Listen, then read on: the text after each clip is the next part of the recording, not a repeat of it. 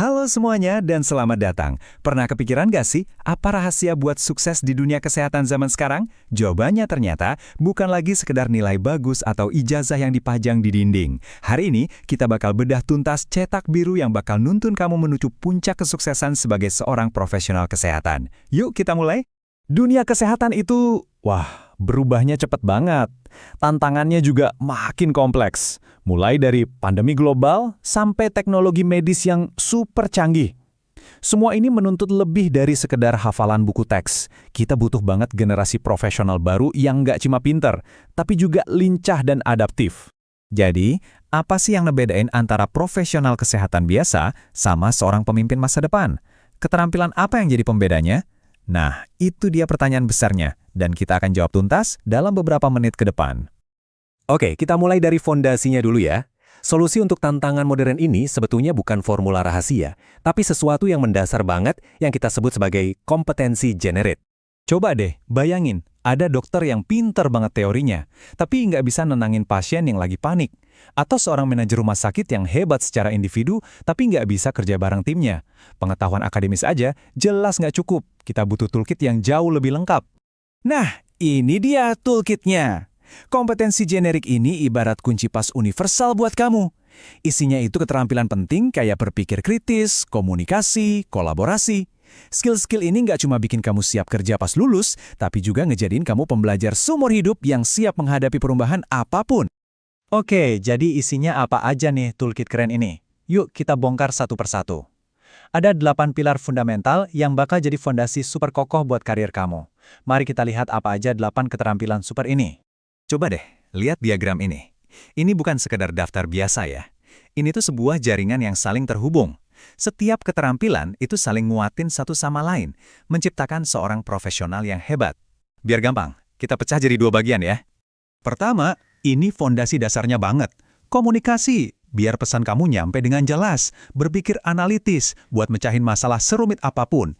Integritas, karena kepercayaan itu kan harga mati. Dan pastinya, kerja sama tim, karena di dunia kesehatan kita semua adalah satu tim. Selanjutnya, ada skill-skill buat era digital. Kolaborasi, biar bisa kerja bareng siapa aja, dari mana aja.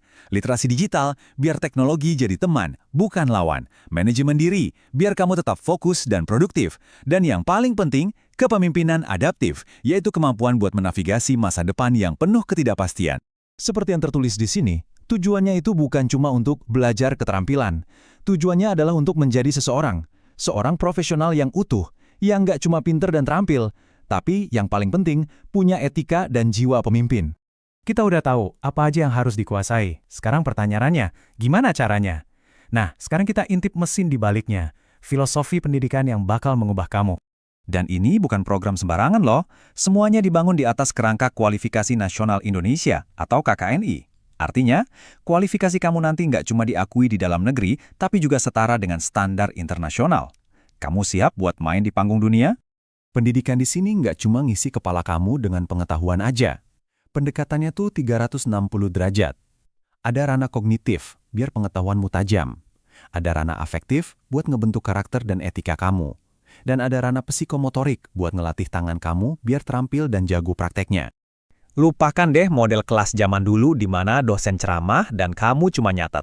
Di sini, kamu adalah pusat dari proses belajar. Kamu bukan lagi konsumen pasif, tapi kamu adalah arsitek aktif dari pengetahuanmu sendiri. Kamu yang pegang kendali. Oke, teorinya cukup. Sekarang kita ngomongin aksinya. Gimana caranya kamu bakal benar-benar belajar dan nguasain 8 kompetensi ini? Jawabannya dengan turun tangan langsung. Perjalanan belajar kamu itu bakal kayak petualangan seru. Dimulai dengan mecahin masalah-masalah nyata, bukan soal teori doang. Terus, kamu bakal masuk ke dunia simulasi, buat latihan di lingkungan yang aman. Kamu juga akan belajar berkolaborasi dalam tim, dan akhirnya, kamu bakal memimpin proyekmu sendiri dari awal sampai akhir. Terus, gimana kami tahu kamu udah jago? Wah, ini beda banget. Lupakan ujian pilihan ganda atau hafalan semalam. Kami akan lihat apa yang bisa kamu lakukan. Portofolio kamu, hasil proyek kamu, dan kontribusi kamu di dalam tim, itulah rapor kamu yang sesungguhnya. Jadi, penilaian itu bukan lagi soal satu malam ujian yang menentukan segalanya. Ini adalah proses yang berkelanjutan. Portofolio kamu itu bakal jadi semacam jurnal pertumbuhan profesionalmu yang nunjukin sejauh mana kamu udah berkembang dari hari pertama sampai lulus. Pada akhirnya, buat apa sih semua ini? Kenapa semua ini penting banget? Jawabannya sederhana. Untuk mempersiapkan kamu membangun karir yang nggak cuma sukses secara finansial, tapi juga benar-benar ngasih dampak nyata bagi masyarakat. Inilah wujud kamu di garis finish nanti.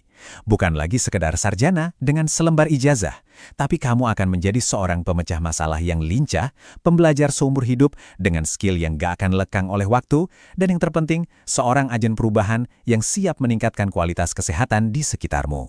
Jadi, ini tuh lebih dari sekedar nyiapin kamu buat dapat kerjaan. Ini tentang membentuk generasi pemimpin kesehatan di masa depan. Profesional yang nggak cuma kompeten, tapi juga adaptif, kolaboratif, dan siap menghadapi tantangan-tantangan global terberat di zaman kita. Sebagai penutup, saya mau kasih satu pertanyaan buat kamu bawa pulang.